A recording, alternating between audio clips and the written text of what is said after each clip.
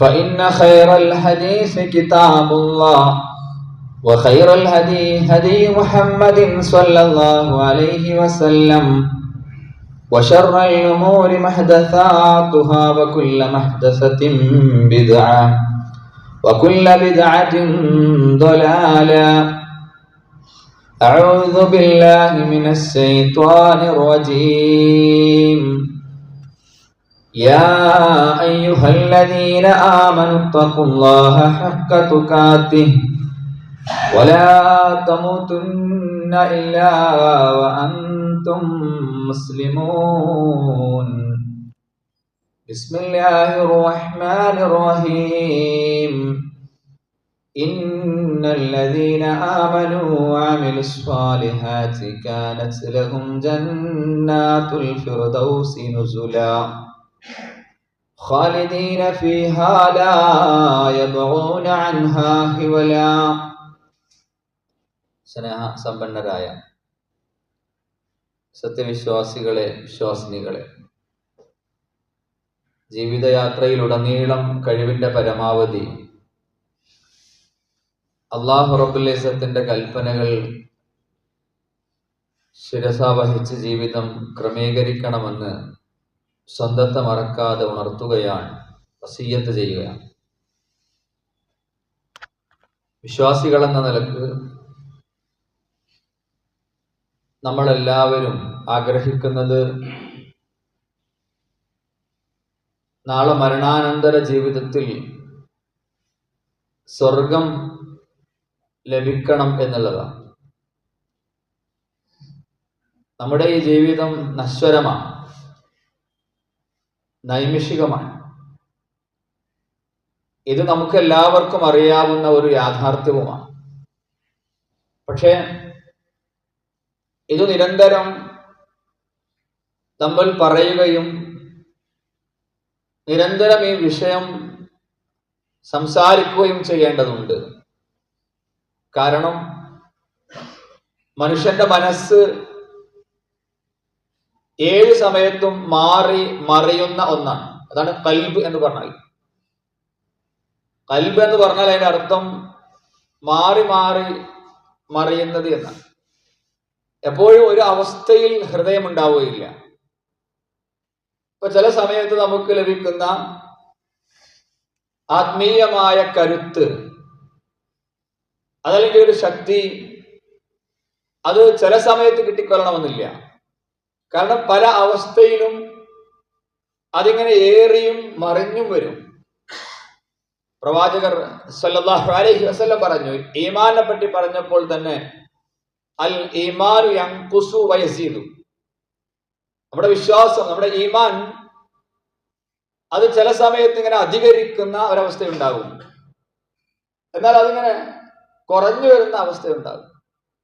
പക്ഷെ ആ സമയത്തൊക്കെ നിരന്തരമായി നമ്മൾ മരണത്തെക്കുറിച്ചും അതുപോലെ തന്നെ സ്വർഗത്തെക്കുറിച്ചും നരകത്തിന്റെ ഭയാനകമായ അവസ്ഥകളെക്കുറിച്ചും നിരന്തരമായി ആലോചിക്കണം.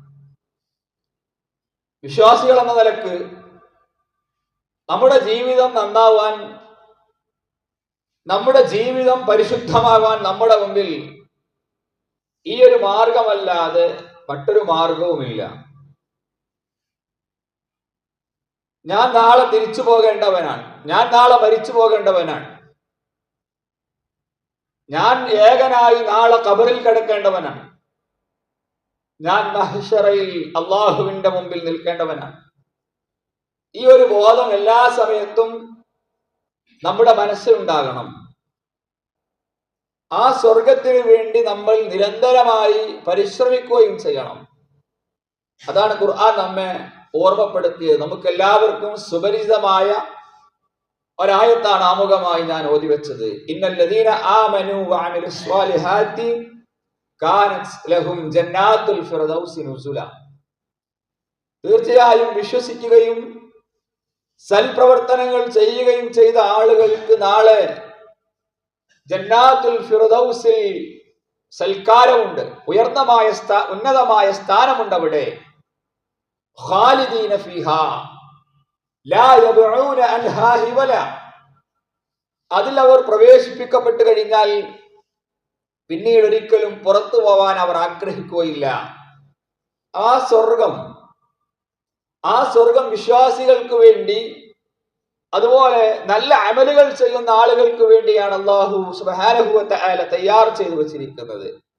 പ്രവാചകർ സല്ലല്ലാഹു അലൈഹി വസല്ലം പറഞ്ഞു, അഅദത്തു ലിഇബാദി അസ്വാലിഹീൻ, അഅദത്തു ഞാൻ ഒരുക്കി വെച്ചിരിക്കുകയാണ്, അസ്വാലിഹീന ആർക്ക്? സാലിഹീങ്ങളായ ജനങ്ങൾക്ക്, ഫിൽ ജന്ന സ്വർഗ്ഗത്തിൽ, മലാ ഐനുൻ റഅത് വലാ ഉദുനുൻ സമിഅത് വലാ ഖതറ അലാ ഖൽബി ബശരിൻ, ഇന്നുവരെ ഒരു കാതും കേട്ടിട്ടില്ലാത്ത, ഇന്നുവരെ ഒരു കണ്ണും കണ്ടിട്ടില്ലാത്ത, വലാ ഖതറ അലാ ഖൽബി ബശരിൻ, ഇന്നുവരെയും ഒരു മനുഷ്യന്റെ ഭാവനയിലും വിരിഞ്ഞിട്ടില്ലാത്ത, കടന്നു വന്നിട്ടില്ലാത്ത സുഖസൗകര്യങ്ങളുടെ വലിയ ഒരു സംഗമ സ്ഥലമാണ് സ്വർഗം. ആ സ്വർഗത്തിന്റെ സൗന്ദര്യം, ആ സ്വർഗത്തിലെ അനുഗ്രഹങ്ങൾ നമ്മുടെ വാക്കുകൾ കൊണ്ട് വ്യാഖ്യാനിക്കുവാനോ നമ്മുടെ പദസമ്പത്തുകൾ കൊണ്ട്, വാചകങ്ങൾ കൊണ്ട് വിവരിക്കുവാനോ സാധ്യമല്ല. അതാണ് വലാ ഖതറ അലാ ഖൽബി ബശരിൻ. നമ്മുടെ മനസ്സിൽ ഒരുപാട് സ്വപ്നങ്ങൾ, ഒരുപാട് ഭാവനകളുണ്ട്. ആ ഭാവനകൾക്കൊക്കെ എത്രയോ മീതയാണ് സ്വർഗമെന്നാണ് പ്രവാചകൻ സല്ലല്ലാഹു അലൈഹി വസല്ലമ തങ്ങൾ പറഞ്ഞത്. മാത്രമല്ല, പ്രവാചകൻ സ്വർഗത്തെപ്പറ്റി സഖാക്കൾക്ക് അവിടുത്തെ അനുചരന്മാർക്ക് വിശദീകരിച്ചു കൊടുക്കുകയാണ്. പ്രവാചകൻ പറഞ്ഞു, ഇന്ന ഫിൽ ജന്നതി ഉറഫൻ തുറാ ദുഹൂറുഹാ മിൻ ബുതൂനിഹാ വ ബുതൂനുഹാ മിൻ ദുഹൂരിഹാ. പ്രവാചകൻ പറഞ്ഞു കൊടുക്കാൻ സഹാബത്തിനോട്, സ്വർഗത്തിൽ ചില റൂമുകളുണ്ട്. ആ റൂമിന്റെ പ്രത്യേകത, അതിന്റെ അകത്തു നിന്ന് നോക്കിയാൽ പുറത്തേക്കും, പുറത്തു നിന്ന് നോക്കിയാൽ അകത്തേക്കും കാണും. അങ്ങനെ ചില പ്രത്യേക റൂമുകൾ സ്വർഗത്തിലുണ്ട് എന്ന് പ്രവാചകർ സല്ലല്ലാഹു അലൈഹി വസല്ലം പറഞ്ഞപ്പോ, ഫഖാമ അഅറാബിയൻ, ഒരു ഗ്രാമീണനായ മനുഷ്യൻ എഴുന്നേറ്റ് നിൽക്കുകയാണ്. എന്നിട്ട് പ്രവാചകർ സല്ലല്ലാഹു അലൈഹി വസല്ലമയോട് ആ മനുഷ്യൻ ചോദിച്ചു, ലിമൻ ഹിയ യാ റസൂലല്ലാഹ്, അല്ലാഹുവിന്റെ പ്രവാചകരെ, അതാർക്കാണ് ലഭിക്കുക? പുറത്തുനിന്ന് നോക്കിയാൽ അകത്തേക്കും, അകത്തുനിന്ന് നോക്കിയാൽ പുറത്തേക്കും കാണുന്ന കാഴ്ച ലഭിക്കുന്ന ആ റൂമുകളിൽ അതാർക്കാണ് ലഭിക്കുക? പ്രവാചകർ സല്ലല്ലാഹു അലൈഹി വസല്ലം പ്രതിവചിച്ചു. ഒന്നാമതായി അവിടുന്ന് പറഞ്ഞു, അത് ലിമൻ അത്വാബൽ കലാം, അത് സംസാരം നന്നാക്കിയവനാണ് എന്ന്. ആ പ്രത്യേകമായ റൂമിൽ പ്രവേശനം ലഭിക്കണമെങ്കിൽ നമ്മുടെ സംസാരം ആദ്യം നന്നാക്കണം. ഇത് വളരെ ഗൗരവമായി നമ്മൾ ശ്രദ്ധിക്കേണ്ട ഒരു വിഷയമാണ്. ഏത് രംഗത്ത് പ്രവർത്തിക്കുന്നവരായാലും നമ്മുടെ സംസാരം നന്നായിട്ടില്ലെങ്കിൽ ഒരു മനുഷ്യനും നമ്മളെ സ്വീകരിക്കുകയില്ല. ഒരു കമ്പനിയിലെ മാനേജർ ആണെങ്കിൽ ആ മാനേജർ തന്റെ കീഴിൽ ജോലി ചെയ്യുന്ന ആളുകളോട് മാന്യമായി സംസാരിച്ചിട്ടില്ലെങ്കിൽ അയാളുടെ പദവി കൊണ്ടൊരു കാര്യവുമില്ല. അയാൾ പറയുന്ന കാര്യം പോലും അംഗീകരിക്കുവാനുള്ള സംതൃപ്തി മറ്റുള്ള ആളുകൾക്കുണ്ടാവുകയില്ല. അതുപോലെ തന്നെ ഒരു സ്ഥാപനത്തിന്റെ പ്രിൻസിപ്പൽ, അതുപോലെ തന്നെ ഒരു വീടിന്റെ നായകനായ ഉപ്പ, ആ ഉപ്പയുടെ സംസാരം നന്നായിട്ടില്ലെങ്കിൽ ആ വീട്ടിലൊരു സമാധാനവും ഉണ്ടാവുകയില്ല. അതുകൊണ്ട് സംസാരം നന്നാക്കണം. നമ്മുടെയൊക്കെ വീടുകളിലും, അതുപോലെ തന്നെ കുടുംബങ്ങളിലും, അതുപോലെ നമ്മുടെ പ്രസ്ഥാനങ്ങളിലും, ചുറ്റുപാടുകളിലും, രാഷ്ട്രീയ രംഗത്തുമൊക്കെ അനാവശ്യമായ പ്രശ്നങ്ങളും വഴക്കുകളും വക്കാണങ്ങളും ഉണ്ടാകുന്നത് എന്തുകൊണ്ടാണ്? അനാവശ്യമായ വാക്കുകൾ, അനാവശ്യമായ സംസാരം, ഇതാണ് പലപ്പോഴും അപകടങ്ങളിലേക്കും ഭിന്നിപ്പുകളിലേക്കും പിളർപ്പുകളിലേക്കും പോലും കാര്യങ്ങൾ എത്തപ്പെടുന്നത് എന്നുള്ളത് നമ്മൾ മനസ്സിലാക്കേണ്ടതുണ്ട്. അതുകൊണ്ട് നമ്മുടെ സംസാരം നമ്മൾ ശ്രദ്ധിക്കണം, സൂക്ഷിക്കണം. അപ്പൊ നമ്മുടെ വീട്ടിലൊരു കാര്യം പറയുന്നത് ഭാര്യയോടാണ്. അവൾ എന്റെ ഭാര്യയല്ലേ, അല്ലെങ്കിൽ എന്റെ മക്കളല്ലേ, ഞാനല്ലേ അവർക്ക് ചെലവിന് കൊടുക്കുന്നത്, അതുകൊണ്ട് എനിക്കങ്ങനെയും സംസാരിക്കാം എന്ന ഒരു ധാരണ പ്രിയപ്പെട്ട ഉപ്പമാരെ നമ്മുടെ മനസ്സിലുണ്ടാകരുത്. നേരെ മറിച്ച് മാന്യമായി അവരോട് പെരുമാറണം, സംസാരിക്കണം. ഭവ്യതയോടുകൂടി നമ്മുടെ മക്കളോട് പെരുമാറാൻ നമുക്ക് സാധിക്കേണ്ടതുണ്ട്. അതല്ലെങ്കിൽ നമുക്ക് ഒരുപാട് പ്രയാസകരമായ അവസ്ഥയുണ്ടാകും. പ്രവാചകൻ സല്ലല്ലാഹു അലൈഹി വസല്ലം അവിടുത്തെ പെരുമാറ്റം, അവിടുത്തെ സംസാരം അവിടുത്തെ ഇടപെടൽ എത്ര മനോഹരമായിരുന്നു, സുന്ദരമായിരുന്നു. നോക്കൂ നിങ്ങൾ, അനാവശ്യമായി കുട്ടികളെ വേദനിപ്പിച്ചില്ല. പ്രവാചകൻ സല്ലല്ലാഹു അലൈഹി വസല്ലം അവിടുത്തെ മക്കളെ മനസ്സ് വേദനിപ്പിക്കുന്ന രീതിയിൽ പ്രവാചകൻ സല്ലല്ലാഹു അലൈഹി വസല്ലം ഇടപെട്ടില്ല. എത്ര മനോഹരമായിട്ടാണ് പ്രവാചകൻ അവിടുന്ന് സംസാരിച്ചത്. പ്രിയപ്പെട്ട ഫാത്തിമ റളിയല്ലാഹു അൻഹ നടന്നു വരുമ്പോൾ പ്രവാചകൻ സല്ലല്ലാഹു അലൈഹി വസല്ലം പറയുകയാണ്, നോക്കൂ നിങ്ങൾ, ഫാത്തിമ കടന്നു വരുന്നത് കണ്ടോ, ഫാത്തിമ നടക്കുന്നത് കണ്ടോ, ഞാൻ നടക്കുന്ന പോലെയാണല്ലോ ഫാത്തിമ നടക്കുന്നത് എന്ന് നമ്മൾ ആലോചിക്കണം. റസൂൽ സല്ലല്ലാഹു അലൈഹി വസല്ലം, ലോകത്തിന്റെ നായകൻ, എത്ര മനോഹരമായിട്ടാണ് ഇടപെടുന്നത്. സ്വന്തം പെൺകുട്ടി നടന്നു വരുമ്പോ ഫാത്തിമ നടക്കുന്നത് നിങ്ങൾ നോക്ക്, ഞാൻ നടക്കുന്ന പോലെയാണല്ലോ ഫാത്തിമ നടക്കുന്നത് എന്ന് സ്വഹാബികൾ പറയുമായിരുന്നു. ഫാത്തിമ റളിയല്ലാഹു അൻഹ റസൂൽ സല്ലല്ലാഹു അലൈഹി വസല്ലം മരിച്ച ശേഷം ഫാത്തിമ റളിയല്ലാഹു അൻഹ നടന്നു വരുന്നത് കാണുമ്പോൾ മുതിർന്ന സ്വഹാബിമാർ പറയുമായിരുന്നു, പ്രവാചകൻ സല്ലല്ലാഹു അലൈഹി വസല്ലമയുടെ നടത്തം പോലെ തന്നെയാണ് ഫാത്തിമ റളിയല്ലാഹു അൻഹയുടെ നടത്തമെന്ന്. നോക്കൂ നിങ്ങൾ, ആ നടത്തത്തെ പോലും അംഗീകരിക്കുകയും ശ്രദ്ധിക്കുകയും ചെയ്യുന്ന മനോഹരമായ മാതൃക പ്രവാചക ജീവിതത്തിൽ നമുക്ക് ദർശിക്കാൻ സാധിക്കുകയാണ്. ലിമൻ അത്വാബൽ കലാം, അത് സംസാരം. പ്രിയപ്പെട്ടവരെ, നമ്മൾ നന്നാക്കണം. നമ്മുടെ ഒരു വാക്കുകൊണ്ട്, നമ്മുടെ ഒരു സംസാരം കൊണ്ട് നമ്മൾ തീരുമാനമെടുക്കണം. എന്റെ ഭാര്യ വേദനിക്കരുത്, അവൾ ഒരുപാട് ബാധ്യതകളും ഒരുപാട് പ്രയാസങ്ങളും ഉള്ളവൾ. നമ്മൾ ആലോചിക്കണം, സുബൈക്ക് 4:30 മണിക്ക് അതല്ലെങ്കിൽ 5 മണിക്ക് എഴുന്നേൽക്കുന്ന നമ്മുടെ ഭാര്യ, അവര് ഒന്ന് വിശ്രമിക്കുന്നത് അവസാനം വീട്ടിലെ എല്ലാവരും ഉറങ്ങിയതിനു ശേഷമാണ്, അല്ലെ? വീട്ടിലെ ഉമ്മയും ഉപ്പയും മക്കളും എല്ലാവരും ഭക്ഷണം കഴിച്ച് അവര് കിടക്കപ്പായിലേക്ക് ഇറങ്ങി ചെല്ലുമ്പോഴും ആ പാവപ്പെട്ടവൾ അവിടെ ഉണ്ടാകും. അവരെയാണ് നമ്മൾ വേദനിപ്പിക്കുന്നത് എന്ന് നമ്മൾ ആലോചിക്കണം. അതുകൊണ്ട് നമ്മൾ തീരുമാനമെടുക്കണം. ഇല്ല, എന്റെ ജീവിതയാത്രയിൽ ഒരിക്കലുമില്ല എന്റെ ഭാര്യയോടൊരു സംസാരിക്കുമ്പോൾ അവരുടെ കരള് പിളർക്കുന്ന, അവരുടെ ഹൃദയം വേദനിപ്പിക്കുന്ന ഒരു വാചകം ഞാൻ ഉപയോഗിക്കുകയില്ല എന്ന തീരുമാനമെടുക്കാൻ പ്രിയപ്പെട്ടവരെ നമുക്ക് സാധിക്കണം. എന്തെല്ലാമാണ് നമ്മൾ പറയുന്നത്. അവരെ മാത്രമല്ല, അവരുടെ ഉപ്പയെപ്പോലും അവരുടെ ഉമ്മയെപ്പോലും മോശപ്പെടുത്തി സംസാരിക്കുന്ന ആളുകൾ നമ്മുടെ സമുദായത്തിലുണ്ട്. അവർ നമസ്കാരത്തിന് മുൻനിരസ്വപ്പിലുണ്ട്, അവർ തറാവീഹ് നമസ്കാരത്തിന് മുൻപന്തിയിലുണ്ട്, അവർ നാട്ടിൽ വലിയ മാന്യന്മാരാണ്. പക്ഷേ പ്രവാചകർ സല്ലല്ലാഹു അലൈഹി വസല്ലമയുടെ വാചകം നമ്മുടെ ഹൃദയഭിത്തിയിൽ നമ്മൾ കൊത്തിവെക്കണം. ഖിയാറുക്കും ഖിയാറുക്കും ലിനിസാഇക്കും, നിങ്ങളിൽ ഉത്തമന്മാരാരെന്നറിയുമോ? നിങ്ങൾ ഇങ്ങനെ വലിയ ആളുകളായി ചമയുന്നവരല്ല, നിങ്ങളുടെ ഭാര്യമാരോട് മാന്യമായി പെരുമാറുന്നവരാണെന്ന് പ്രവാചകർ സല്ലല്ലാഹു അലൈഹി വസല്ലമ തങ്ങൾ അവിടുന്ന് പറയാണ്. അതുകൊണ്ട് പ്രിയപ്പെട്ടവരെ, നമ്മുടെ സംസാരം നമ്മൾ ശ്രദ്ധിക്കണം. പ്രിയതമ ആയിഷ റളിയല്ലാഹു അൻഹയുടെ അടുക്കൽ കടന്നു വന്നു. എന്നിട്ട് ചോദിച്ചു, എങ്ങനെയാണ് പ്രവാചകന്റെ സ്വഭാവം? പ്രവാചകന്റെ സ്വഭാവം അങ്ങനെയുണ്ട്. നമ്മളൊക്കെ വീട്ടിൽ കടന്നു വരിക, നമ്മളൊക്കെ വീട്ടിൽ കടന്നു വന്നിട്ട് നമ്മളെ ഭാര്യനോട് ഒരാൾ ചോദിക്കുകയാണ്, അല്ല ഭർത്താവ് എങ്ങനെയുണ്ട്, ഭർത്താവിന്റെ സ്വഭാവം എങ്ങനെയുണ്ട്? അത് സത്യസന്ധമായിട്ട് അവർ പറയുകയാണെങ്കിൽ നമുക്ക് അവിടെ നിൽക്കാൻ തന്നെ വകുപ്പുണ്ടാവില്ല. കാരണം ആ രീതിയിലാണ് നമ്മുടെ പെരുമാറ്റങ്ങൾ, സമീപനങ്ങൾ. ഇവിടെ നമ്മൾ മനസ്സിലാക്കണം, ലോകത്ത് കടന്നുപോയ ഒരുപാട് നേതാക്കന്മാരുണ്ട്, അതുപോലെ തന്നെ ഒരുപാട് നായകരുണ്ട്. സൈക്ക് അനാലിസിന്റെ പിതാവ് എന്നറിയപ്പെടുന്ന സർ സിഗ്മണ്ട് ഫ്രോയിഡ് എന്ന് പറയുന്ന മനഃശാസ്ത്ര വിദഗ്ധൻ ലോകം കണ്ട ഏറ്റവും ശ്രദ്ധേയനായ വ്യക്തിത്വമാണ്. ലോകത്ത് അദ്ദേഹത്തിന്റെ ഗ്രന്ഥങ്ങൾ ബെസ്റ്റ് സെല്ലറുകളാണ്. ആ മനുഷ്യന്റെ അടുക്കിലേക്ക്, ആ മനുഷ്യന്റെ വീട്ടിലേക്ക് കടന്നു വന്നു. എന്നിട്ട് ചോദിച്ചു, അല്ല നിങ്ങളുടെ ഭർത്താവിനെ പറ്റി എന്താണ് അഭിപ്രായം? പറഞ്ഞ മറുപടി, ഹി ഈസ് എ മാഡ് എന്ന്. അദ്ദേഹം ഒരു ഭ്രാന്തനാണ്. നമ്മൾ ആലോചിച്ചോ. പക്ഷെ പ്രവാചകൻ സല്ലല്ലാഹു അലൈഹി വസല്ലമയോട് എങ്ങനെയുണ്ട്? അവിടുത്തെ ജീവിതം എങ്ങനെയുണ്ട്? സ്വഭാവം എങ്ങനെയുണ്ട്? കാന ഖുലുഖുഹു അൽ ഖുർആൻ.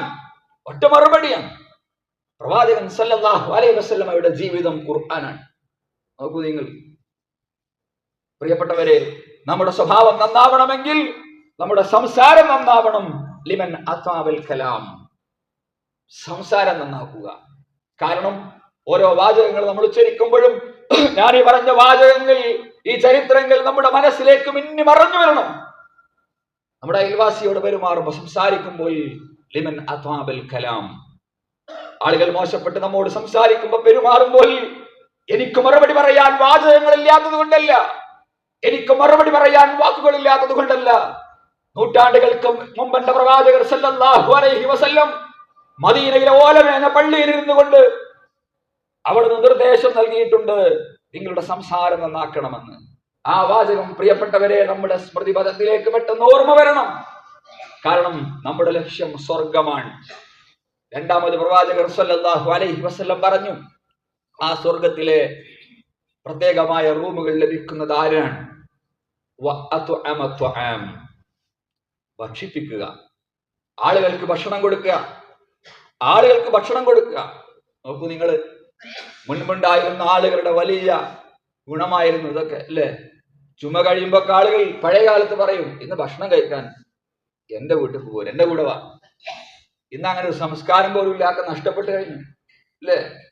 അതുപോലെ തന്നെ നമ്മുടെ വീട്ടിലേക്ക് ഒരു ഗസ്റ്റ് വന്നാൽ, ഒരതിഥി വന്നാൽ അയാൾക്ക് ഭക്ഷണം ഉണ്ടാക്കി കൊടുക്കുവാനൊക്കെ നമ്മുടെ വല്യമ്മമാർ, നമ്മുടെ വല്യപ്പമാർ അവരൊക്കെ എത്ര ആവേശം കാണിച്ചിരുന്നു. ഇന്ന് പലപ്പോഴും ആളുകൾ കയറി വരുന്നത് നമുക്കൊരു ബാധ്യതയായി തോന്നുന്ന ഒരവസ്ഥയിലേക്ക് കാര്യങ്ങൾ പോയിക്കൊണ്ടിരിക്കുകയാണ്.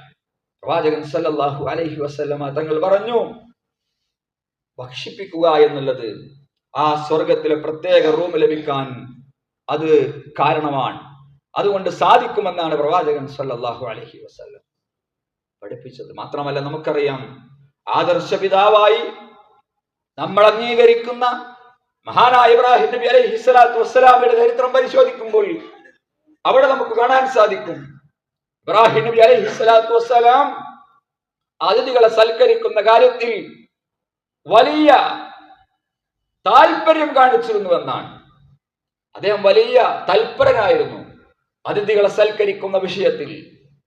മാത്രമല്ല, അദ്ദേഹത്തിന്റെ കാലഘട്ടത്തിലാണ് വഴിയമ്പലങ്ങൾ ഉണ്ടാക്കിയത് എന്ന് ചരിത്രത്തിൽ നമുക്ക് വായിക്കാൻ സാധിക്കും. ദീർഘമായി യാത്ര ചെയ്യുന്ന ആളുകൾക്ക് വിശ്രമിക്കുവാനുള്ള പ്രത്യേകമായ കേന്ദ്രങ്ങൾ ഉണ്ടാക്കുകയും ആളുകളെ നല്ല രീതിയിൽ സൽക്കരിക്കുകയും ചെയ്യുന്നതിൽ അദ്ദേഹം വലിയ മാതൃക കാണിച്ചിരുന്നു എന്നാണ്. പ്രിയപ്പെട്ടവരെ, അതുകൊണ്ട് ആളുകളെ ഭക്ഷിപ്പിക്കുക, ആളുകൾക്ക് ഭക്ഷണം കൊടുക്കുക എന്നുള്ളത് വലിയ പുണ്യമുള്ള ഒരു കാര്യമാണ്. മാത്രമല്ല, സ്വർഗത്തിലെ പ്രത്യേകമായ ഭവനത്തിൽ പ്രവേശിക്കാൻ അത് മുഖേന നമുക്ക് സാധിക്കുമെന്ന് നമ്മൾ മനസ്സിലാക്കേണ്ടതുണ്ട്. അതുപോലെ തന്നെ റസൂൽ സല്ലല്ലാഹു അലൈഹി വസല്ലം ഇത് വലിയ പ്രാധാന്യം പ്രവാചകൻ സല്ലല്ലാഹു അലൈഹി വസല്ലം കൊടുത്തിരുന്നു. ഹദീസിൽ നമുക്ക് കാണാൻ സാധിക്കും, 2 അനാഥ മക്കൾ പ്രവാചകന്റെ അടുക്കലേക്ക് കടന്നുപോയി. പ്രവാചകൻ സല്ലല്ലാഹു അലൈഹി വസല്ലമയോട് പറഞ്ഞു, ഞങ്ങൾക്ക് ഈത്തപ്പഴം വേണം. പ്രവാചകന്റെ കയ്യിൽ കൊടുക്കാനൊന്നുമില്ല. പ്രവാചകൻ സല്ലല്ലാഹു അലൈഹി വസല്ലമയുടെ അടുക്കൽ ഒന്നുമില്ല നൽകാൻ. പക്ഷെ ഈ കുട്ടികൾക്ക് ഇത് കഴിക്കണം, വലിയ ആഗ്രഹമുണ്ട്, വിശപ്പുണ്ട്. മഹാനായ ഉസ്മാൻ ഇബ്നു അഫ്ഫാൻ റളിയല്ലാഹു അൻഹുവിനെ പ്രവാചകർ സല്ലല്ലാഹു അലൈഹി വസല്ലം വിളിച്ചു വരുത്തുകയാണ്. നിങ്ങൾ പ്രവാചകൻ സല്ലല്ലാഹു അലൈഹി വസല്ലം വിളിച്ചു വരുത്തി. ഉസ്മാൻ റളിയല്ലാഹു അൻഹു കടന്നു വന്നു. ഉസ്മാൻ റളിയല്ലാഹു അൻഹുവിനോട് വിവരം പറയാൻ. ഈ സമയത്ത് ഉസ്മാൻ റളിയല്ലാഹു അൻഹു ചെയ്ത പണി എന്താണെന്നറിയോ? അദ്ദേഹം ഒരു തോട്ടം ആ 2 അനാഥ മക്കളുടെ പേരിൽ അദ്ദേഹം പതിച്ചു നൽകുകയാണ്. അത് വില കൊടുത്ത് അദ്ദേഹം വാങ്ങി എന്നാണ് ചരിത്രത്തിൽ നമുക്ക് വായിക്കാൻ സാധിക്കുന്നത്. നമ്മൾ മനസ്സിലാക്കണം, സമ്പത്തുള്ളവർ, ധനമുള്ളവർ അത് അള്ളാഹുവിന്റെ മാർഗത്തിൽ ചെലവഴിക്കണം. നമ്മൾ ആലോചിക്കണം, പഴയ പള്ളികൾ, നമ്മുടെ നാടുകളിലെ വലിയ വലിയ മഹല്ല് പള്ളികളും സ്ഥാപനങ്ങളും ഒക്കെ നിലനിൽക്കുന്നത് നമ്മുടെ മുൻഗാമികളായ ആളുകൾ അവർ വഖഫായി നൽകിയ ഭൂമിയിലാണ്. അല്ലാഹു സുബ്ഹാനഹു വ തആല അവർക്കെല്ലാം പ്രതിഫലം നൽകുമാറാകട്ടെ. നോക്കണം, അവരുടെ ഖബറിലേക്ക് ആ വെളിച്ചം ഇങ്ങനെ ലഭിച്ചുകൊണ്ടിരിക്കുകയാണ്. എത്രയോ ഭൂമിയുള്ള ആളുകൾ നമ്മുടെ കൂട്ടത്തിലുണ്ട്, നമ്മുടെ പരിസരങ്ങളിൽ, നമ്മുടെ പരിചയങ്ങളിലുണ്ട്, അല്ലേ? എന്നാൽ അതിൽ ഒരു 5 സെന്റ്, അല്ലേ, വേണ്ട ഒരു 4 സെന്റ് ഒരു പള്ളി നമസ്കരിക്കാൻ ഒരു കുറഞ്ഞ ഭാഗം അത് അള്ളാഹുവിന്റെ മാർഗത്തിൽ കൊടുക്കാൻ പല ആളുകൾക്കും പലപ്പോഴും മടിയാണ്. പക്ഷെ അങ്ങനെ ഉണ്ടാവാൻ പാടില്ല. സമ്പത്തുള്ളവർ, ഭൂമിയുള്ളവർ അത് അള്ളാഹുവിന് സുജൂദ് ചെയ്യുന്ന സ്ഥലങ്ങൾക്ക് വേണ്ടി വിട്ടുകൊടുക്കാൻ തയ്യാറായാൽ നാളെ പരലോകത്ത് വലിയ പ്രതിഫലം ലഭിക്കും. മാത്രമല്ല, ആ പള്ളിയിൽ സുജൂദ് ചെയ്യുന്ന കാലത്തോളം, അതിൽ റുക്കൂ ചെയ്യുന്ന കാലത്തോളം ആ വിട്ടു നൽകിയ മനുഷ്യന് കബറിൽ വലിയ പുണ്യം ലഭിക്കുകയാണ്. നമ്മൾ മനസ്സിലാക്കണം, എത്ര ഭൂമിയുണ്ടെങ്കിലും എത്ര സ്വത്തുക്കൾ നമുക്കുണ്ടെങ്കിലും ഇതാരും കെട്ടിപ്പേറി കൊണ്ടുപോവുകയില്ല. നമുക്ക് എല്ലാവർക്കും അറിയാവുന്ന ഒരു യാഥാർത്ഥ്യമാണ്. പക്ഷെ എന്നാലും മനുഷ്യന്റെ ആർത്തി അത് അവസാനിക്കുന്ന ഒന്നല്ല. പ്രവാചകൻ സല്ലല്ലാഹു അലൈഹി വസല്ലം പറഞ്ഞൊരു വാചകമുണ്ട്, ലൗ കാന ലിബ്നി ആദം വാദിയാനി മിൻ ദഹബിൻ. ആദമിന്റെ പുത്രന് സ്വർണത്താലുള്ള 2 മലകളുണ്ടെന്ന് നിങ്ങൾ വിചാരിക്കുക, അത് മതിയായി, ഇനി മതി എന്ന് ആദമന്റെ പുത്രൻ പറയുകയില്ല. മനുഷ്യനത് പറയാൻ സാധ്യമല്ല. മൂന്നാമത്തതിന് അവൻ ആഗ്രഹിക്കും. എന്നിട്ട് പ്രവാചകൻ സല്ലല്ലാഹു അലൈഹി വസല്ലം പറഞ്ഞു, മാ യംലഉ ഫാഹു ഇല്ല തുറ. ആദമിന്റെ പുത്രന് മതിയാവണമെങ്കിൽ അവന്റെ വായിൽ മണ്ണ് വന്ന് വീഴണം എന്ന്. എന്താണ് പറഞ്ഞതിന്റെ അർത്ഥം? അവൻ മരിച്ചെങ്കിൽ മാത്രമേ അവന്റെ ധനത്തോടുള്ള ആർത്തി അവസാനിക്കുകയുള്ളൂ എന്നാണ് പ്രവാചകൻ സല്ലല്ലാഹു അലൈഹി വസല്ലം തങ്ങൾ പറഞ്ഞത്. അതുകൊണ്ട് പ്രിയപ്പെട്ടവരെ, നമ്മൾ മനസ്സിലാക്കണം, നമുക്ക് ദാനധർമ്മം ചെയ്യാൻ കിട്ടുന്ന സന്ദർഭങ്ങൾ നല്ല രീതിയിൽ നമ്മൾ ഉപയോഗപ്പെടുത്തുക. അതുപോലെ ആളുകൾക്ക് ഭക്ഷണം നൽകുക. അതുപോലെ തന്നെ വലിയ പുണ്യമാണ് നോമ്പെടുക്കുക. നമ്മൾ റമദാൻ മാസത്തിൽ നോമ്പെടുക്കാൻ നമുക്ക് എല്ലാവർക്കും നല്ല ആവേശമാണ്. പക്ഷെ റമദാൻ കഴിഞ്ഞാൽ ഒരു സുന്നത്ത് നോമ്പ് പോലും എടുക്കുന്ന കാര്യത്തിൽ പലപ്പോഴും നമ്മൾ ജാഗ്രത പുലർത്താറില്ല. എന്നാൽ എല്ലാ തിങ്കളാഴ്ചയും അതുപോലെ തന്നെ വ്യാഴാഴ്ചയും സുന്നത്ത് നോമ്പുണ്ട്. ആ സുന്നത്ത് നോമ്പുകൾ കഴിവിന്റെ പരമാവധി നമ്മുടെ ജീവിതത്തിൽ പകർത്താൻ നമ്മൾ ശ്രദ്ധിക്കണം. പ്രവാചകൻ സല്ലല്ലാഹു അലൈഹി വസല്ലം പറഞ്ഞു, തുഅറദുൽ അഅമാലു യൗമുൽ ഇസ്നൈൻ വൽ ഖമീസ്. നമ്മുടെ അമലുകൾ എല്ലാ തിങ്കളാഴ്ചയും അതുപോലെ തന്നെ എല്ലാ വ്യാഴാഴ്ചകളിലും നമ്മുടെ അമലുകൾ അല്ലാഹുവിലേക്ക് ഉയർത്തുമെന്നാണ്. എന്നിട്ട് പ്രവാചകൻ സല്ലല്ലാഹു അലൈഹി വസല്ലം പറഞ്ഞു, ഫഉഹിബ്ബു അൻ യുറദ അമലി വഅന സ്വായിം. എന്റെ അമലുകൾ ഉയർത്തപ്പെടുമ്പോ ഞാൻ നോമ്പുകാരനായി എന്റെ അമലുകളെ ഉയർത്തുന്നതാണ് ഞാൻ ഇഷ്ടപ്പെടുന്നത് എന്ന് നബി സല്ലല്ലാഹു അലൈഹി വസല്ലം പറയുന്നു. മാത്രമല്ല അവിടെ നിന്ന് പറഞ്ഞു, മൻ സ്വാമ യൗമൻ ഫീ സബീലില്ലാഹ്. അല്ലാഹുവിന്റെ മാർഗ്ഗത്തിൽ ഒരാൾ നോമ്പെടുക്കുകയാണ്, ബഅദല്ലാഹു മിൻഹു ജഹന്നം മസീറത മിഅതൻ. 100 വർഷത്തെ ദൂരം നരകത്തിൽ നിന്ന് ആ മനുഷ്യനെ അകറ്റുമെന്നാണ് പ്രവാചകൻ സല്ലല്ലാഹു അലൈഹി വസല്ലം തങ്ങൾ പറഞ്ഞത്. അതുകൊണ്ട് തിങ്കളാഴ്ചയും വ്യാഴാഴ്ചയും സുന്നത്ത് നോമ്പെടുക്കാൻ നമ്മളെല്ലാവരും പരിശ്രമിക്കണം. അതുപോലെ തന്നെ അറബ് മാസങ്ങളുടെ 13-14 ദിവസങ്ങൾ നമുക്കറിയാം, അയ്യാമുൽ ബീദ്, അത് എടുക്കുവാൻ നമ്മൾ ശ്രദ്ധിക്കണം. അതിനൊക്കെ വലിയ പുണ്യമുണ്ട്. മാത്രമല്ല, തണുപ്പ് കാലത്ത് നമുക്ക് മഴയുള്ള സമയത്തൊക്കെ നോമ്പെടുക്കാൻ വലിയ സുഖമാണ്, വലിയ പ്രയാസമില്ല. പ്രവാചകൻ സല്ലല്ലാഹു അലൈഹി വസല്ലം തണുപ്പ് കാലത്തുള്ള ആ നോമ്പുകളെ പറ്റി പറഞ്ഞത് അൽ ഗനീമത്തുൽ ബാരിദ എന്നാണ്. ഗനീമത്ത്, തണുപ്പ് കാലത്തുള്ള ആ ഒരു ഗനീമത്ത് എന്നാണ് ആ തണുപ്പ് കാലത്തുള്ള നോമ്പിനെ പറ്റി പ്രവാചകൻ സല്ലല്ലാഹു അലൈഹി വസല്ലം തങ്ങൾ പരാമർശിച്ചിട്ടുള്ളത്. അതുകൊണ്ട് ആ കാര്യം നമ്മൾ ശ്രദ്ധിക്കുക. കാരണം ആ നോമ്പെടുക്കുക വഴി സ്വർഗത്തിലെ ആ പ്രത്യേകമായ റൂമിൽ പ്രവേശിക്കാൻ നമുക്ക് സാധിക്കും. പിന്നീട് പ്രവാചകൻ സല്ലല്ലാഹു അലൈഹി വസല്ലം പറഞ്ഞത്, 5-ാമതായി വസ്വല്ല ബില്ലാഹി വന്നാസു നിയാമുൻ. നിങ്ങൾ നിസ്കരിക്കുക, നമസ്കരിക്കുക. എപ്പോ? ആളുകൾ ഉറങ്ങിക്കിടക്കുമ്പോൾ നമസ്കരിക്കാൻ പ്രിയപ്പെട്ടവരെ നമുക്ക് സാധിക്കണം. നമുക്കെല്ലാവർക്കും ഒരുപാട് പ്രയാസങ്ങൾ, ഒരുപാട് വിഷമങ്ങൾ, സങ്കടങ്ങൾ, വേദനകളുള്ള ആളുകളാണ്, അല്ലെ? നമ്മൾ ആളുകളെ കാണുമ്പോൾ ചിരിക്കുന്നു, നമ്മൾ സന്തോഷിക്കുന്നു, ഒക്കെ നല്ലതാണ്. പക്ഷെ ഒരു വ്യക്തിയോട് സ്വകാര്യമായി നമ്മൾ 5 മിനിറ്റ് 10 മിനിറ്റ് സംസാരിച്ചാൽ അയാൾക്ക് ഒരുപാട് വേദനകൾ ഉണ്ടാകും, ഒരുപാട് പ്രയാസങ്ങൾ, സങ്കടങ്ങൾ, മക്കളുടെ വിഷയത്തിൽ, ഭാര്യമാരുടെ വിഷയത്തിൽ, അതുപോലെ രോഗം സഹിക്കുന്നവർ, സാമ്പത്തികമായി പ്രയാസമുള്ളവർ, വർഷങ്ങളായി ഇന്ന് വരെ ഒരു വീട് നിർമ്മിക്കാൻ സാധിക്കാത്തവർ, വാടക വീടുകളിൽ താമസിക്കുന്നവർ, പാവപ്പെട്ട മനുഷ്യന്മാർ, സങ്കടങ്ങളും തേകലുകളുമായി കഴിഞ്ഞുകൂടുന്ന മനുഷ്യർ അല്ലേ? പക്ഷെ നമ്മൾ മനസ്സിലാക്കണം, നമ്മുടെ അപരാധികളും നമ്മുടെ സങ്കടങ്ങളും നമ്മൾ എല്ലാവരോടും പറയും, അയൽവാസിയോട്, നാട്ടുകാരോടൊക്കെ പറയും. പക്ഷേ അള്ളാഹുവിന്റെ അടുക്കൽ നമ്മുടെ സങ്കടങ്ങൾ നമ്മൾ ഇറക്കി വെച്ചിട്ടില്ല. പ്രിയപ്പെട്ടവരെ, രാത്രികാലങ്ങളിൽ മനുഷ്യർ ഉറങ്ങുമ്പോ, നാടും നഗരവും ഉറങ്ങുമ്പോൾ അവിടെ എഴുന്നേറ്റ് നിന്നുകൊണ്ട് 2 റക്അത്ത് നമസ്കരിച്ച് പ്രാർത്ഥിക്കാൻ നമ്മൾ സമയം കണ്ടെത്തിയിട്ടുണ്ടോ? നമ്മൾ സന്നദ്ധരാവുക. രാത്രി നമസ്കാരം നമുക്ക് പ്രത്യേകമായ കരുത്ത് ലഭിക്കും, മാനസികമായ ശക്തി ലഭിക്കും, നമ്മുടെ തളർച്ചകൾ ഇല്ലാതെയാക്കും. രാത്രി നമസ്കാരത്തിന് ഒരുപാട് പ്രത്യേകതകളുണ്ട്. അതുകൊണ്ട് നമ്മുടെ സങ്കടങ്ങൾ, നമ്മുടെ വേദനകൾ, വ്യതകൾ ആ സമയത്ത് അല്ലാഹു സുബ്ഹാനഹു വ തആലയുടെ മുമ്പിൽ ഇറക്കി വെക്കാൻ നമുക്ക് സാധിക്കണം.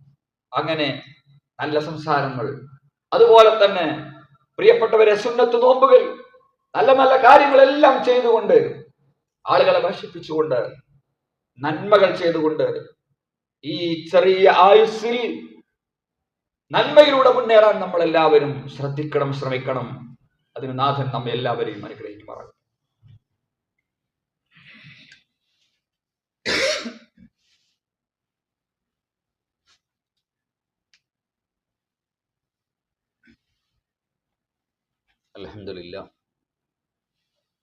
അൽഹംദുലില്ലാ സ്വലാത്തു വസ്സലാമു അലാ റസൂലില്ലാ വഅലാ ആലിഹി വസഹ്ബിഹി അജ്മഈൻ, അമ്മാ ബഅദ്. യാ അയ്യുഹന്നാസ് ഉസീകും വഇയ്യായ സാനിയം ബിത്തഖ്വല്ലാഹ്. അള്ളാഹുവിനെ സൂക്ഷിച്ചുകൊണ്ട് ജീവിക്കണമെന്ന് ഒരിക്കൽ കൂടി ഉണർത്തുകയാണ്, വസിയത്ത് ചെയ്യുകയാണ്. പ്രിയപ്പെട്ടവരെ, നമ്മുടെ മേൽ ഏറ്റവും ബാധ്യതയുള്ള ഒരു സംഗതി, നമ്മൾ നമസ്കരിക്കുന്നതോടൊപ്പം സൽപ്രവർത്തനങ്ങൾ ചെയ്യുന്നതോടൊപ്പം തന്നെ നമ്മൾ ഉയർത്തിപ്പിടിക്കുന്ന ഈ ആദർശം, അത് പ്രബോധനം ചെയ്യാൻ നമ്മൾ എല്ലാവരും സന്നദ്ധരാകണം. ഈ പ്രബോധന കൂട്ടായ്മയിൽ ഇറങ്ങിത്തിരിക്കേണ്ടത് നമ്മുടെ ഓരോരുത്തരുടെയും ഉത്തരവാദിത്തമാണ്. അദ്ദഅവതു ഇലല്ലാഹ്. നമ്മൾ നിസ്കരിക്കുന്നു, നോമ്പെടുക്കുന്നു, ദാനധർമ്മങ്ങൾ ചെയ്യുന്നു, ഇതുപോലെ നമ്മുടെ മേൽ ബാധ്യതയുള്ള ഒരു കാര്യമാണ് അല്ലാഹു സുബ്ഹാനഹു വ തആലയുടെ ആദർശത്തിലേക്ക് ആളുകളെ ക്ഷണിക്കുക എന്നുള്ളത്. അതുവഴിയാണ് സമൂഹത്തിൽ മാറ്റങ്ങളും പരിവർത്തനങ്ങളും ഉണ്ടാവുകയുള്ളൂ. വടുതല ഈ മസ്ജിദിൽ നിന്നുകൊണ്ട് നമ്മൾ സംസാരിക്കുമ്പോൾ നമ്മൾ മനസ്സിലാക്കേണ്ടുന്ന ഒരു കാര്യമുണ്ട്. ഈ നാട്ടിൽ ജീവിച്ച് മരണപ്പെട്ടു പോയ ഷെയ്ഖ് ഹമദാനി തങ്ങൾ എന്ന് പറയുന്ന വലിയ ഒരു പണ്ഡിതൻ, അല്ലാഹു സുബ്ഹാനഹു വ തആല അദ്ദേഹത്തിന് മഗ്ഫിറത്തും മർഹമത്തും പ്രദാനം ചെയ്യുമാറാവട്ടെ. നമ്മൾ മനസ്സിലാക്കണം, ഇറാനിലെ ഹംദാൻ എന്ന് പറയുന്ന ഒരു പ്രദേശത്തുണ്ടായിരുന്ന ഹമദാനിയ ത്വരീഖത്ത് എന്ന് പറയുന്ന ത്വരീഖത്തുണ്ട്. ആ ത്വരീഖത്തിൽ ആകൃഷ്ടനായ ഹമദാനി തങ്ങൾ, അദ്ദേഹത്തിന് കേരളത്തിലും അതുപോലെ തന്നെ തമിഴ്നാട്ടിലുമൊക്കെ ഒരുപാട് അനുയായികൾ ഉണ്ടായിരുന്നു. മാത്രമല്ല, കൊച്ചിയിലെ മഹ്ലർ പള്ളി നമുക്കറിയാം. ആ മഹ്ലർ പള്ളി സ്ഥാപിക്കുവാൻ മുന്നിൽ നിന്നത് ഹമദാനി തങ്ങളായിരുന്നു. അപ്പൊ അവരുടെ ആ ഒരു ഹമദാനിയ ത്വരീഖത്തിൽ നൂറുകണക്കിന്, ആയിരക്കണക്കിന് ആളുകൾ അദ്ദേഹത്തിന്റെ ആ വ്യക്തിപ്രഭാവത്തിൽ, അദ്ദേഹത്തിന്റെ ആ അറിവിൽ ആകൃഷ്ടരായി ഇന്നും തമിഴ്നാട്ടിലൊക്കെ അദ്ദേഹം ഉയർത്തിപ്പിടിച്ച ആശയത്തിന് അനുയായികളുണ്ട്.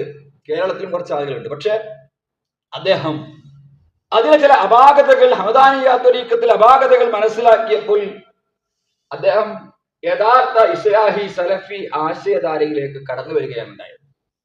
അത് മനസ്സിലാക്കണം. അദ്ദേഹം കൊടുങ്ങല്ലൂരിലേക്ക് പോയി സീരീസായി അടക്കമുള്ള ആളുകൾക്ക് അദ്ദേഹമാണ് തൗഹീദിന്റെ, അതുപോലെ തന്നെ വിദ്യാഭ്യാസത്തിന്റെ പ്രാധാന്യവും പ്രത്യേകതയും ഒക്കെ മനസ്സിലാക്കി കൊടുത്തത്. KM സീതി സാഹിബിന്റെ ഗുരുനാഥനാണ് അദ്ദേഹം. നമ്മൾ മനസ്സിലാക്കണം, കേരളക്കരയിൽ KM സീതി സാഹിബ് റഹിമഹുല്ലാഹ് അദ്ദേഹം ഉയർത്തിപ്പിടിച്ച വലിയ ആദർശ വിദ്യാഭ്യാസ വിപ്ലവമുണ്ട്. അതിൽ ആകൃഷ്ടരായിട്ടാണ് പ്രത്യേകിച്ച് മലബാർ അടക്കമുള്ള ഭാഗങ്ങളിൽ വലിയ ആദർശ വിദ്യാഭ്യാസ വിപ്ലവം ഉണ്ടായത് എന്നുള്ളത് നമ്മൾ തിരിച്ചറിയണം. ഈ നാട്ടുകാരെന്ന നിലക്ക് നമുക്ക് അഭിമാനിക്കാൻ വലിയ വകയുണ്ട്. കാരണം ഈ കേരളത്തിന് വെളിച്ചം നൽകുന്നതിൽ ഒരു വലിയ പങ്ക് വഹിച്ച ഒരു വലിയ മനുഷ്യൻ ജീവിച്ച നാട്ടിലാണ് നമ്മൾ ജീവിച്ചുകൊണ്ടിരിക്കുന്നത്. നമ്മൾ കണ്ണു തുറക്കണം. നമ്മൾ ഈ പ്രദേശം എന്ന് പറയുന്നത് കേരളത്തിലെ നവോത്ഥാന ചരിത്രം വായിക്കുന്നവർ ആവേശത്തോടുകൂടി ഓർക്കുന്ന ഒരു നാടാണെന്ന ബോധം നമ്മുടെ മനസ്സിലുണ്ടാകും. അതുകൊണ്ട് നമ്മുടെ മുൻഗാമികൾ ഉയർത്തിപ്പിടിച്ച ആ ലാ ഇലാഹ ഇല്ലല്ലാഹയുടെ ദീപശിഖ അത് കെടാതെ അത് ജീവിതയാത്രയിൽ ഉടനീളം മുറുകെ പിടിക്കേണ്ടത് നമ്മുടെ ഓരോരുത്തരുടെയും ഉത്തരവാദിത്തമാണ്. നമുക്കറിയാം, കുട്ടുഹാജി എന്ന് പറയുന്ന മനുഷ്യൻ, അള്ളാഹു അദ്ദേഹത്തിന് മഅ്ഫിറത്തും മർഹമത്തും പ്രദാനം ചെയ്യുമാറാവട്ടെ, അദ്ദേഹം തുടങ്ങി വെച്ച ഈ പരിശ്രമം ഇന്ന് വളർന്നു വലുതായി അല്ലെ, നൂറുകണക്കിന് ആയിരക്കണക്കിന് ആളുകൾ നമ്മുടെ ഈ ആദർശധാരയിലേക്ക് വരാൻ കാരണമായിട്ടുണ്ടെങ്കിൽ ഖിയാമത്ത് നാൾ വരെ നമ്മുടെ പാതയിലേക്ക് വരുന്ന മനുഷ്യർ നന്മയിൽ നിലനിൽക്കുന്നിടത്തോളം കാലം അദ്ദേഹത്തിനും അതിന്റെ ഒരു പുണ്യം ലഭിക്കും. പ്രിയപ്പെട്ടവരെ, അതുകൊണ്ട് നമ്മൾ ആലോചിക്കണം, ഇതിനൊക്കെ നമുക്കും സാധിക്കും. നമ്മൾ ഒരു ദഅ്വാ പ്രവർത്തനത്തിൽ അതല്ലെങ്കിൽ ഒരു പരിപാടിയിൽ നമ്മൾ സഹകരിക്കുന്നുവെങ്കിൽ, അതിന്റെ പ്രവർത്തകരായി, അതിന്റെ മുന്നണി പോരാളികളായി നമ്മൾ മുന്നിൽ നിൽക്കുന്നുവെങ്കിൽ, അതല്ലെങ്കിൽ അതിന്റെ പുറകിൽ സഹായിക്കാൻ നമ്മൾ നിൽക്കുന്നുവെങ്കിൽ, പ്രിയപ്പെട്ടവരെ, അതിനൊക്കെ വലിയ പുണ്യം നമ്മുടെ മരണശേഷം നമുക്ക് ലഭിക്കുമെന്ന ഒരു ബോധം നമ്മുടെ മനസ്സിലുണ്ടാകണം. അതുകൊണ്ട് നമ്മുടെ ഒരു വലിയ പ്രവർത്തക സംഗമം ഇൻഷാ അല്ലാഹ് KNM നെടുവത്ത് നഗർ മണ്ഡലത്തിന്റെ പ്രവർത്തക കൺവെൻഷൻ ഈ ഞായറാഴ്ച 2 മണിക്ക് നടക്കുകയാണ് നമ്മുടെ ഈ സ്ഥാപനത്തിൽ വെച്ച്. അതുമായി ബന്ധപ്പെട്ട ആളുകൾ അതിൽ പങ്കെടുക്കണം, സഹകരിക്കണമെന്ന് സന്ദർഭോചിതമായി ഉണർത്തുകയാണ്.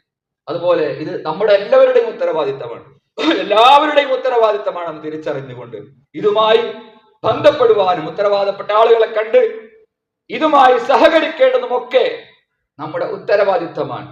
മുആദ് ഇബ്നു ജബൽ റളിയല്ലാഹു അൻഹുവിനെ യമനിലേക്ക് പറഞ്ഞയക്കുമ്പോൾ മുആദിനോട് അല്ലാഹുവിന്റെ റസൂൽ സല്ലല്ലാഹു അലൈഹി വസല്ലം പറഞ്ഞിട്ടുണ്ട്, മുആദ് ഇന്നക തഖ്ദമു അലാ ഖൗമി അഹ്ലി കിതാബ്, വേദക്കാരായ ഒരു ജനപദത്തിലേക്കാണ് മുആദേ താങ്കൾ കടന്നു പോകുന്നത്. അതുകൊണ്ട് മുആദേ ഫൽ യകുൻ അവ്വലൻ മാ തദ്ഉഹും ഇലൈഹി ഇബാദത്തുല്ലാഹ്, ആദ്യമായി താങ്കൾ ആ ജനപദത്തെ തൗഹീദിലേക്ക് ക്ഷണിക്കണം എന്ന് പ്രവാചകൻ സല്ലല്ലാഹു അലൈഹി വസല്ലം പറയാം. അപ്പൊ അതാണ് തൗഹീദിന്റെ പ്രാധാന്യം, അല്ലെ? എന്ത് വിഷയങ്ങൾ ഇവിടെ നടന്നോട്ടെ, എല്ലാ കാര്യങ്ങളും നമുക്ക് സഹകരിക്കാം. ജീവകാരുണ്യ പ്രവർത്തനങ്ങളിൽ, പാവപ്പെട്ടവർക്ക് വീടുണ്ടാക്കി കൊടുക്കുന്ന കാര്യത്തിൽ, എല്ലാത്തിനും നമ്മൾ മുൻപന്തിയിൽ വേണം, എല്ലാറ്റിനും നമ്മൾ സഹകരിക്കണം. പക്ഷേ ഏറ്റവും മർമ്മപ്രധാനമായ വിഷയം തൗഹീദി പ്രചാരണമാണ്, തൗഹീദി പ്രബോധനമാണ്. ഈ രംഗത്ത് ഒരു കാരണവശാലും നമ്മൾ പിറകോട്ട് പോകാൻ പാടില്ല. അതുകൊണ്ട് ആ രംഗത്ത് കൃത്യമായ ജാഗ്രത നമുക്കുണ്ടാവണം. മാത്രമല്ല, ഈ സംവിധാനങ്ങൾ ഇവിടെ നിലനിൽക്കണം, ഈ വെളിച്ചം ഇവിടെ നിലനിൽക്കണം. പ്രായം ചെന്ന നമ്മുടെ തലനിരച്ച് നമ്മുടെ കാരണവന്മാർ കണ്ണടച്ചാലും ശരി, ഈ വെളിച്ചം ഉയർത്തിപ്പിടിക്കാൻ നിങ്ങളുടെ കാലം കഴിഞ്ഞാലും ഞങ്ങളുണ്ട്, നിങ്ങളുടെ പിൻഗാമികളായി, നിങ്ങളുടെ അനുയായികളായി ഞങ്ങളുണ്ടെന്ന് പ്രഖ്യാപിക്കാൻ പ്രിയപ്പെട്ട ചെറുപ്പക്കാരെ, യുവാക്കളെ, നിങ്ങൾക്കതിന് സാധിക്കണം. എല്ലാ സഹായ സഹകരണങ്ങളും നിങ്ങളുടെ കാരണവന്മാർക്ക് കൊടുക്കണം. യുവത്വം എന്നുള്ളത് അത് ജീവിതത്തിന്റെ വലിയ ഒരു അനുഗ്രഹമാണ്. അതുകൊണ്ട് എന്റെ ചെറുപ്പക്കാരോട് പറയാനുള്ളത്, ജീവിതത്തിന്റെ ത്രസിക്കുന്ന സമയ ബിന്ദുക്കളിൽ ത്യാഗത്തിന്റെ അഗ്നി നിറച്ച് അള്ളാഹുവിന്റെ മാർഗത്തിൽ ഉരുകിയൊലിക്കാൻ നമ്മൾ സന്നദ്ധരാകണം. കാരണവന്മാർക്ക് സഹായ സഹകരണങ്ങൾ നൽകേണ്ടത് നമ്മുടെ ഉത്തരവാദിത്തമാണ്.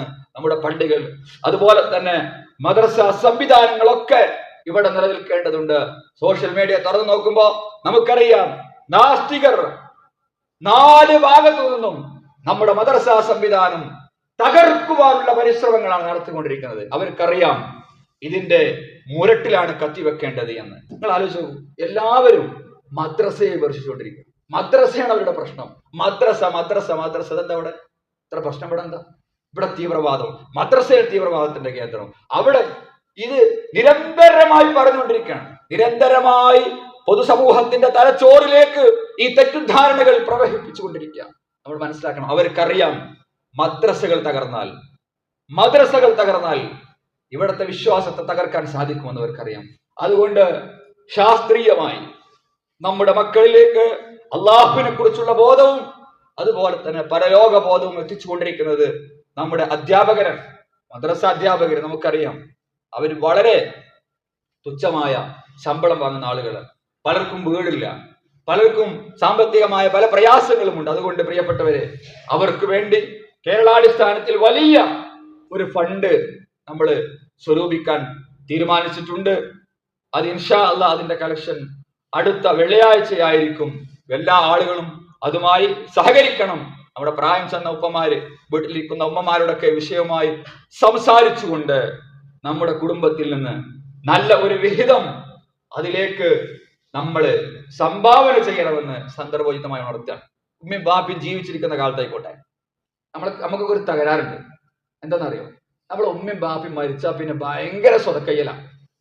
കുറ്റപ്പെടുത്തല്ല കേട്ടോ, അല്ലെ? ഉമ്മയും ബാപ്പയും മരിച്ചു കഴിഞ്ഞാൽ പിറ്റേന്ന് ഉസ്താൻ വന്ന് കാണലും, ഉമ്മാന്റെ ഒരു മാല ഉണ്ട് അവിടെ, ഇതൊക്കെ ജീവിച്ചിരിക്കുന്ന കാലത്ത് കൊടുത്തൂടെ? ഉമ്മാനെ 4 വാളുണ്ട്, ഒരു വാള ഉമ്മാന്റെ കൈ കൊണ്ട് കൊടുക്കട്ടെ, അത് വാപ്പാന്റെ കയ്യിൽ നിന്ന് ദാനം ചെയ്യട്ടെ. ആ ഒരു തീരുമാനം എടുക്കാൻ നമ്മൾ എല്ലാവരും സന്നദ്ധരാണ്. പ്രിയപ്പെട്ട ഉമ്മമാര്, പ്രായം ചെന്ന ഉപ്പമാര്, നമ്മളെ കൈ കൊണ്ട് നമ്മൾ കൊടുക്കുക. നമ്മൾ മരിച്ചു പോയിട്ട് നമ്മൾ പേര് കൊടുത്തിട്ട് എന്താ? അതിനേക്കാൾ എത്രയോ ഉത്തമമായ ഒരു കാര്യമാണത്. നമ്മളെ കൈ കൊണ്ട് തന്നെ ദാനം ചെയ്യാൻ ആ കാര്യം നമ്മൾ പ്രത്യേകം ശ്രദ്ധിക്കുക. ഇതൊരു ഗൗരവപ്പെട്ട വിഷയമാണ്. മദ്രസ അധ്യാപകർക്ക് സഹായിക്കുമ്പോൾ അതിന് വലിയ പുണ്യം നമുക്കുണ്ട്. കാരണം അവർ അല്ലാഹുവിന്റെ ദീൻ പഠിപ്പിച്ചുകൊണ്ടിരിക്കുന്ന സാധുക്കളാണ്. അതുകൊണ്ട് ആ കാര്യത്തിൽ പ്രത്യേകമായ ഒരു ശ്രദ്ധ ഉണ്ടായിരിക്കണമെന്ന് സന്ദർഭോചിതമായി ഉണർത്തുകയാണ്. അല്ലാഹു സുബ്ഹാനഹു വ തആല നമ്മുടെ എല്ലാവരുടെയും സ്വാലിഹായ അമലുകൾ നമ്മിൽ നിന്ന് സ്വീകരിക്കുമാറാവട്ടെ. പ്രത്യേകമായി സൂചിപ്പിക്കാനുള്ള, നമ്മുടെ ഒരു സജീവ പ്രവർത്തകന്റെ പേരക്കുട്ടി സുഖമില്ലാതെ ആശുപത്രിയിലാണ് എന്ന് അറിയിച്ചിട്ടുണ്ട്. ആ കുട്ടിക്ക് അല്ലാഹു ശമനം പ്രദാനം ചെയ്ത് അനുഗ്രഹിക്കുമാറാവട്ടെ. പ്രിയപ്പെട്ട നമ്മിൽ നിന്ന് മരണപ്പെട്ടു പോയവരുടെ നമ്മുടെ മാതാപിതാക്കൾ, ഉസ്താദുമാർ, സ്നേഹജനങ്ങൾ, അവരുടെ ഖബറിടം അല്ലാഹു വിശാലമാക്കി കൊടുക്കുമാറാവട്ടെ. അവരെയും നമ്മെയും അവന്റെ ജന്നാത്തുൽ ഫിർദൗസിൽ ഒരുമിച്ച് കൂട്ടുമാറാവട്ടെ. ലാ ഇലാഹ ഇല്ലല്ലാഹ് എന്ന ഉന്നതമായ കലിമത്ത് തൗഹീദിന് വേണ്ടി ജീവിക്കാനും, ലാ ഇലാഹ ഇല്ലല്ലാഹ് എന്ന ഉന്നതമായ കലിമത്ത് തൗഹീദിന്റെ വചനം ഉച്ചരിച്ചുകൊണ്ട് മരിക്കുവാനുമുള്ള തൗഫീഖ് നാഥൻ നമുക്ക് എല്ലാവർക്കും പ്രദാനം ചെയ്ത് അനുഗ്രഹിക്കുമാറാവട്ടെ.